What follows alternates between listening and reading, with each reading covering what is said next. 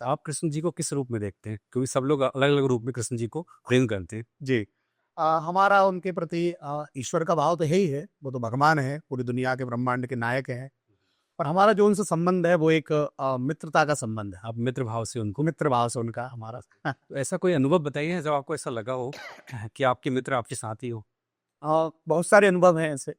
जब भी कभी ऐसा मन अगर हमारा व्यथित होता है और मन में कभी ऐसा लगता है कि अपने पास कोई नहीं है, तब ऐसा अकस्मात हमें ऐसा आभास हो जाता है कि कोई पास खड़ा है और वो हाथ पकड़ के कह रहा है कि मैं तेरे साथ खड़ा हूँ।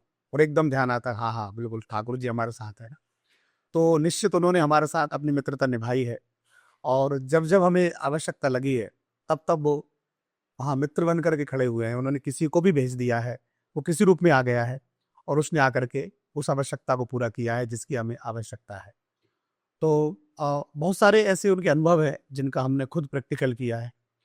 जैसे कि कभी मानो कि ठाकुर जी की सेवा घर पे चल रही है और हम कहीं बाहर हैं और मानिए कि वो ठाकुर जी को घर पे नहीं सुलाया। घर पे जो सेवा कर रहे हैं ठाकुर जी को, उसका जो शयन का भी एक समय शयन का समय है, भोजन का समय है, उनको मानो कि सुलाया नहीं उनको, या उनको भोजन ठीक से नहीं कराया। तो उस रात्रि हमको ठीक से नींद नहीं आई।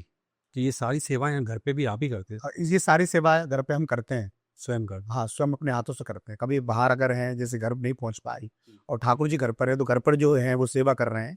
उस समय अगर हम बाहर हैं तो हमको रात में फिर बेचैनी होगी, वो नींद नहीं आएगी, मतलब उनकी सेवा में कोई कमी है।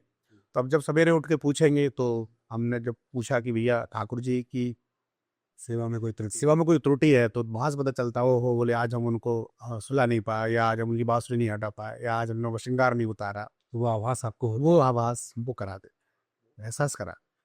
और दूसरा एक खुद का अनुभव है कि उनको जैसे भूख लगती है, तो हमें हमें पता चल जाता है अच्छा। कि उनको भूख लगी। कि किस रूप में वो आपसे बोलते हैं कि मैं भूख लगी? वो हमको भूख लगा देते हैं। अच्छा, अगर आपको भूख लगी है तो? ये तो बिल्कुल माँ और बेटे की तरह हो गया। कई बार ऐसा होता है ना कि माँ को ठंड लगती है, तो उसको ऐसा लगता है उसके बेटे को भी ठंड लग रही है, तो उससे भी वो उड़ा देती है। कुछ ऐसे ही प्रेम आपका भी? जैसे हमको जैसे हम स्वयं ठंड सर्दी है, तो हमको रजाई ओढ़ने में वजन लगता है, हम रजाई नहीं ओढ़ पाते। तो अगर हम ठाकुर जी को रजाई उड़ा देते तो हमको लगता है इनको वजन लग रहा होगा, अच्छा। तो हम उनको फिर जो हम ओढ़ते हैं साथ छोटा कंबल, ऐसे कंबल उनको उड़ाएंगे।